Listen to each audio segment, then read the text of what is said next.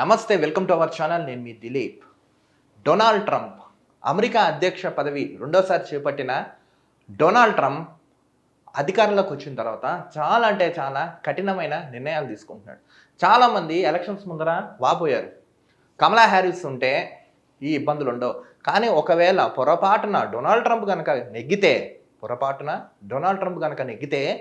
చాలా మందిని ఇబ్బంది గురి చేస్తారు, దేశం నుంచి తరివేస్తారు, H1B వీసాలు క్యాన్సిల్ చేసేస్తారు, నెక్స్ట్ గ్రీన్ కార్డ్స్ ఏవైతే ఉన్నాయో అవన్నీ రద్దు చేసేస్తారు.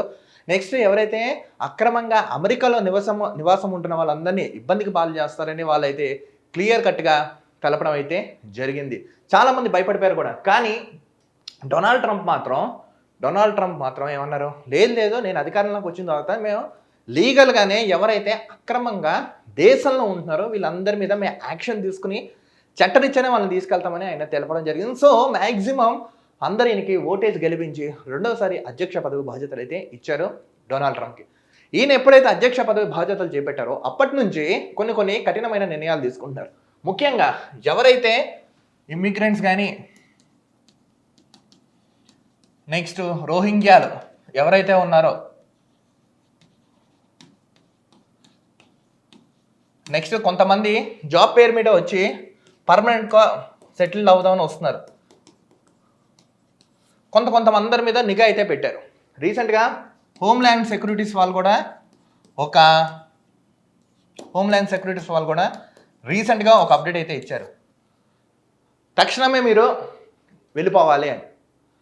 ఇప్పుడు వీళ్ళు ఏమంటున్నారంటే, కొంతమంది ఎవరైతే ఎక్కువ కాలం ఉండి వితౌట్ ప్రూఫ్స్ లేకుండా కొంతమంది ఉంటున్నారు, వాళ్ళని తక్షణమే దేశం విడిచి వెళ్ళిపోవాలని ఆయన అయితే క్లియర్ కట్గా తెలిపేశారు. ఇది గతంలో మనం కూడా మాట్లాడుకున్నాం. ఒకవేళ కనుక విడిచి వెళ్ళకపోతే రోజుకు 86,000 ఫైన్ అని ఆయన ఆల్రెడీ నిర్దేశించారు డొనాల్డ్ ట్రంప్. అదేంటి, ఆల్రెడీ సిటిజన్షిప్ వాళ్ళకి రైట్ వచ్చింది, గ్రీన్ కార్డు ఉంది, అన్ని ప్రూఫ్స్ ఉన్నాయి కదా, ఎందుకు వెళ్ళాలి? అవునండి, అమెరికా జనాభా, ఇక్కడ మన లాజిక్ మాట్లాడుకుందాం, అమెరికా జనాభా 40 కోట్లు తిప్పి కొడతా. నెక్స్ట్ అక్కడ వాళ్ళకున్న ఫెసిలిటీస్ కానీ ఇన్ఫ్రాస్ట్రక్చర్ కానీ,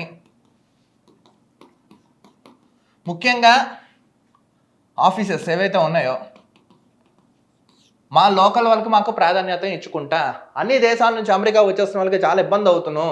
సో ఎవరైతే H1B వీసా మీద వచ్చిన వాళ్ళు ఉన్నారో, వర్క్ పర్మిట్ మీద వచ్చిన వాళ్ళు ఉన్నారో, చదువు కోసం వచ్చిన వాళ్ళు ఉన్నారో, సెటిల్ అవ్వడానికి వచ్చిన వాళ్ళందరూ మీరందరూ మీ దేశాలకు వెళ్ళిపోండి, మీ దేశాన్ని అభివృద్ధి చేసుకోండి, క్లియర్ కట్గా ఆయన చెప్తున్నాడు. అంతే కదండి వాస్తవానికి. ఇప్పుడు మన దేశాన్ని మనం డెవలప్ చేసుకుని మీరు ఉండండిరా బాబు అని ఆయన చెప్తుంటే డ్రమ్ మీద తిరగబడతారని కొంతమంది వాపోతున్నారు.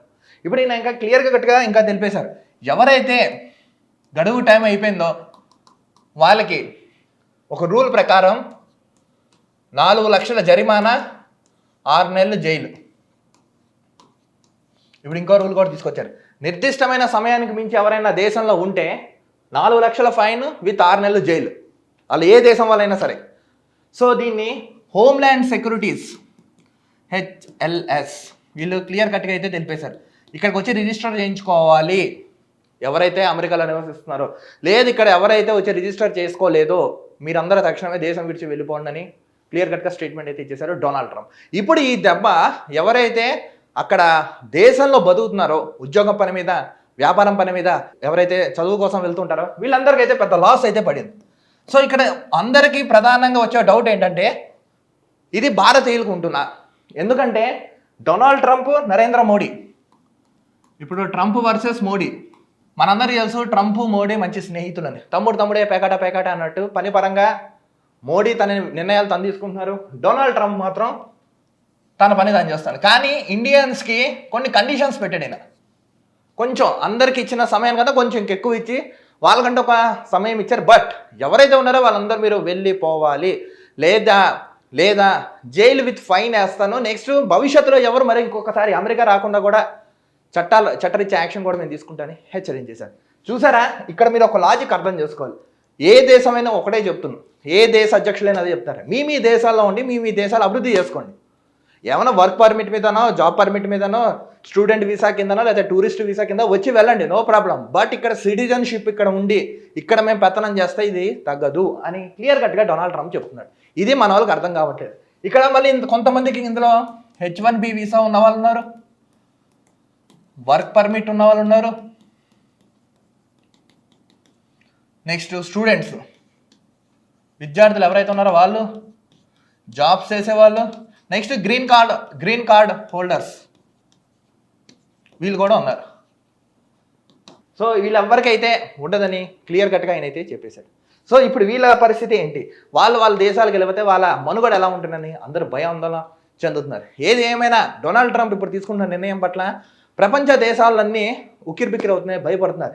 ఏ టైంకి ఆయన ఏం మాట్లాడతాడు, ఏం చేస్తారని అందరూ భయాందోళన చెందుతున్నారు. కానీ హోమ్ల్యాండ్ సెక్యూరిటీస్ వాళ్ళు ఏదైతే ఉందో వాళ్ళైతే క్లియర్గా చెప్పారు, మీరు ఇక్కడ వచ్చి రిజిస్టర్ చేయించుకోవాలి. ఎవరైతే రిజిస్టర్ చేయించుకోలేదో తగిన సమయం మించి వాళ్ళు ఎవరైతే ఇక్కడ ఉంటున్నారో మీరందరూ తక్షణమే దేశం విడిచి వెళ్ళిపోలేదు, లేని పక్షంలో ఫైన్ విత్ జైలు ఉందని ఒక ఆర్డర్ అయితే పాస్ చేసింది. ప్రజలారా, ఏది ఏమైనా డొనాల్డ్ ట్రంప్ తీసుకుంటున్న ఈ విధి విధానాలు ఎలా ఉన్నాయి ఏంటని మీకైతే ఎక్స్ప్లెయిన్ చేశాను. మీకేమనిపించింది, డొనాల్డ్ ట్రంప్ చేసేది సరైనదా కాదా? మీ యొక్క విలువైన అమూల్యమైన అభిప్రాయాన్ని కామెంట్స్ రూపంలో తెలపండి. Maximum video like, share, comment చేయండి. మన ఛానల్ సబ్స్క్రైబ్ చేయడం మాత్రం మర్చిపోకండి. మరో వీడియోతో కలుద్దాం. నేను మీ దిలీప్, చూస్తున్నాను మ్యాగ్నా టీవీ.